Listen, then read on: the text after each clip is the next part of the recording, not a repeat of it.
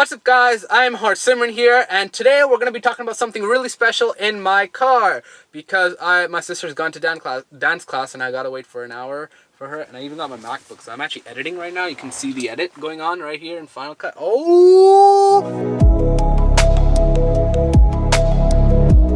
Okay, wait, let's start again. What's up guys, I'm Simran here from ECAL, and what I'm going to be doing is talking about something really special. By the way, if the audio kind of sucks in this video, I'm sorry because there might be some echo in the car, even though it's actually supposed to be a really good car. Basically, what we're actually going to be talking about is my experience with the Audi e-tron. Not the e-tron itself, even though I've seen it at the Canadian, what is it called, the Toronto Auto Show. Amazing show, by the way. I basically only looked at electric cars because that's all I'm interested in. Fuck the others. Yeah! Yeah! Alright, so the salesman, or can we call it a salesman, or the informative guy, person thingy, whatever we call him, he was bashing Tesla. Now, I don't have a problem when you bash Tesla, except when it is done when it's not supposed to be done. For example, with the Audi e-tron, he was saying, oh, the Tesla allows you to like put all the range. I didn't film it, I actually had the record button off. I thought I was actually filming, but I was facing the ground, so I wasn't going to capture any audio anyways. Basically what he said was, the Tesla allows you to use pretty much the 100% of the battery, which is false. It actually lets you use probably like 90 to 95%, so you don't brick the battery. So what the Tesla does is it lets you charge to 100%, whereas the Audi e-tron lets you only charge to 80%. He actually stated it is 80%, which is shocking, and it's fine actually that it lets you charge 80% because that's what Audi chose. Who's here now? Oh fuck, there's a car. I just saw like a fucking shadow or something right there, and I'm like, woo!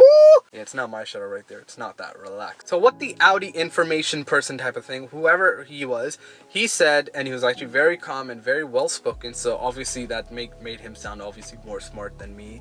Obviously always trying to just be more vocal about my opinions, even though these aren't opinions, these are facts. But my opinion on this is, Audi shouldn't be proud that they are limiting the consumer to not charge up to 100%, because what that means is you will just have less range. Now when you as a consumer has less range, and when the sticker price shows less range, you're less likely to consider that car over the others, especially if the other cars have almost double the range, about 150% more at least. I think it's more than that. It might be like 170, 80% more range on the Model X. 350 versus about 200. You know, it's kind of a hard sell, but obviously I've only seen one e-tron on the road and in the GTA, and it's was not even in the GTA, it was back in Georgetown, so that was odd. I was gone to Georgetown, you know, so like, yeah. I don't agree with the philosophy or whatever that guy actually had, that's a good move. For me, I want to have the control over the things, and Tesla gives me the control over the battery itself, right? I want to know if I am the stupid person, not me, I'm not actually that stupid, obviously I know a lot about batteries, so I know how to take care of them. But if I was a stupid person who did not know shit about batteries, then I would charge to 100% every day. And you know what the Tesla does? It only lets you charge to 100% for 3 days. After that, it will automatically dip down to 90%.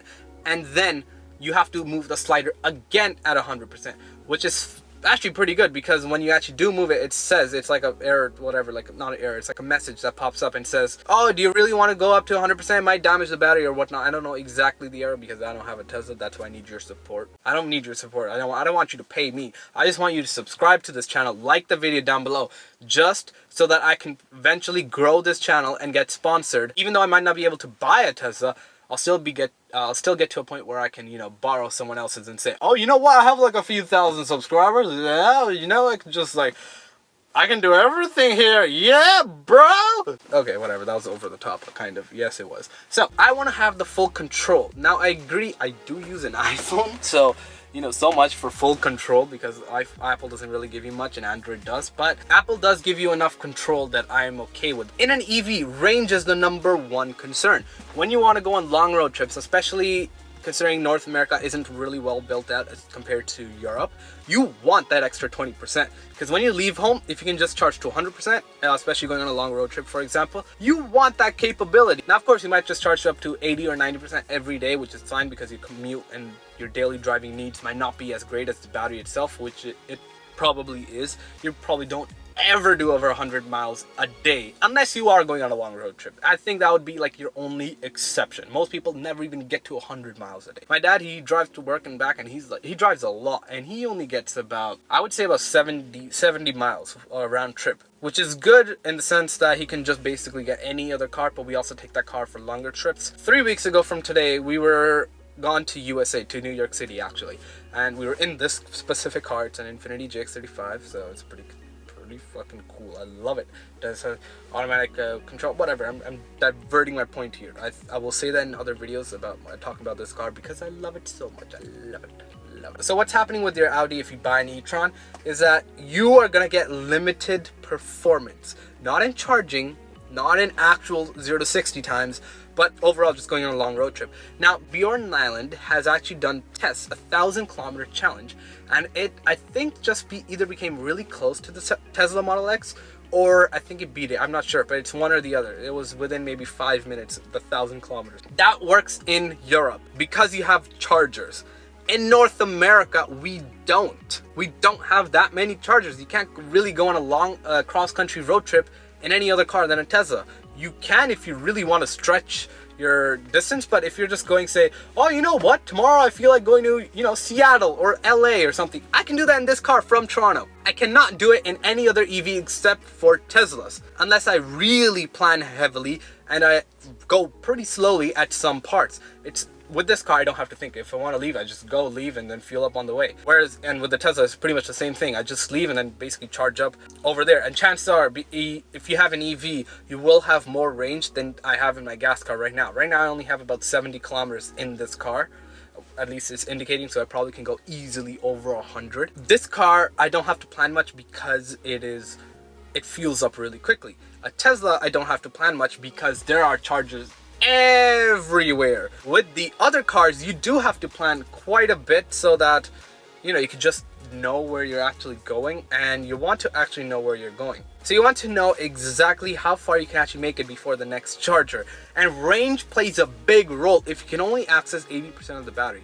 When you're on a long road trip, you're never actually charging to 100% anyways. You don't actually stop for like an hour or two and wait for your battery to go up to 100, because the battery at the last from 80 to 100 or 90 to 100, it takes forever. It'll take like an hour, whereas you could just stop at 80, go to your next charger, and then charge. So Audi actually says you can charge up to 100% because it will charge fast, which it will, but you're still limiting your range. That means you won't actually have the flexibility that you do in other EVs. Now, the Audi e-tron is known to be very inefficient. Very, very inefficient. Now, it charges really quickly, so that does have it going for it, because that is really, really important. And it's a pretty sizable battery pack, so it's not a low range EV. It's just because we don't have the charging infrastructure in North America, you will struggle. So Audi should actually unlock, maybe not 100% of that battery, because that would just be plain old stupid, but at least like 90 to 95, or have something like a road trip mode where you can actually get like another, I don't know, maybe 30-40 miles of charge on that specific maybe day or two or whatever when you have it selected, because you don't need it every day. It'll automatically turn off. It's fine. You don't need it ever, but you do want it sometimes when you're actually gonna go far places. It is actually very crucial to have the range in an electric car. It is as crucial as having gas stations. You might not think about it, but the only reason you like a gas car is because there's gas stations everywhere. You don't mind going on a road trip because if you want, oh, the next exit, yeah, it has a gas station. You could just fuel up. Oh, the next exit after that, oh, you missed that one? There's a gas station. We're not there with EVs yet. We aren't actually there with EVs yet, especially without their network. So I hate that Audi is focusing more on the fact that they're bashing Tesla and saying, oh, Tesla's doing this wrong, oh, they're doing this wrong, and everyone has their way of doing stuff, and I'm okay that Audi actually restricts it, but the fact that you're not actually bringing out any charging infrastructure is what bothers me. That is my biggest problem. It's not the fact that these cars have such a low range, because they don't. You can easily do 300 kilometers, 200 plus miles in these cars if you wanted to. Not on the highway, of course, no. Don't even try. Is that they don't have the charging infrastructure. Now, if you had enough fast chargers where if you skip this exit and, you know, maybe in the next exit, oh, there's a fast charger there, we can just stop, and it's not those 50 kilowatt slow chargers, even though they're pretty fast, but they're not as fast as the 150, 200, what is it, 350 kilowatt chargers that Electrify America and Electrify Canada are placing. By the way, there is only one Electrify Canada charger in the entire Canada. What is it, area, space, whatever it's called. In all of Canada, there's only one Electrify Canada charger, and that is in Toronto Premium Outlets. You can Google where it is. It's Toronto Premium Outlets. Just Google that and you will know. Toronto Premium Outlets. One charger, Electrify America. Well, 4 stalls, but basically one station. And it's fine, it's located right next to the highway. Amazing location. It's like a mall, outlet mall, so it's actually amazing. That's what Tesla superchargers do anyways. They do it at malls or outlet malls or hotels. And I'm okay with that. It's just the fact that they only have one charger. Now, in Canada, this is Canada specific. Petro-Canada is rolling out other chargers. And they are actually rolling out more. So right now we have, in the proximity that I live in, we have about 2. One is in Milton and one is near London. I don't know exact location, but it's, one is in Milton and one is in London. So at the Petro-Canada, so here we have Petro-Canada gas stations in Canada. And at both of them you have, I think, at least 2 stalls that supply at least 200 kilowatts CCS and about 50 kilowatts Chatham. And I've charged there. Actually, it's amazing. It's also free right now. So if you want to actually check it out, it's amazing. I would highly advise you check it out. So to summarize, Audi is doing a bad thing to restrict the battery, but I'm okay if they restrict the battery if they're willing to put in the effort on chargers. Volkswagen had to pay $2 billion to the US, and you might say, oh yeah, but that's enough to supply chargers. It is! If Volkswagen, the group, spends it on chargers and spending it on actual locations to actually place it, it is a lot of money. $2 billion for chargers covering basically all of North America. By the way, that's how Electrify America and Electrify Canada just recently started. It is actually just one of those features. It's just one of my gripes. Volkswagen, they've continuously said, oh, we're going electric, oh, we're going electric, we are going to make electric vehicles, they're going to be the best vehicles. Nice! I don't know how you German speak. I was gonna say Schneider. What does that even mean? By the way, comment down below what that means. Anyways, I don't understand why Audi is taking this step. Come on, Audi, and the Volkswagen group in general. Like, I'm okay with you restricting the range. Just provide chargers. I'm okay if you even charge them a lot of money for it, like you do in USA. In Europe, because they're really expensive. They're more expensive than gas, and gas is really expensive in Europe. I started this video about bashing Audi, but I've realized that I can't actually bash them too much because I'm all for electric cars. You can say I'm a Tesla fan, and everyone actually calls them Tesla fan. I'm an Apple fanboy, I'll tell you that, not too much. So I'm not really only a Tesla fanboy. I do like Teslas because they're the best electric vehicles. They thought of everything. They're innovating so quickly, whereas other manufacturers, they're not really. If other manufacturers actually innovate as quickly, I think I'd be just as big of a fan as them. And I am. Tesla is like more than 50% of my supply, and all the others are like right here. I'm okay with that being the case, only if they work on what's needed. So getting more range and actually getting proper charging networks and infrastructure. That's all I want. So thank you for watching. There's a truck pulling up. I think you can even see the light. What the hell is he doing?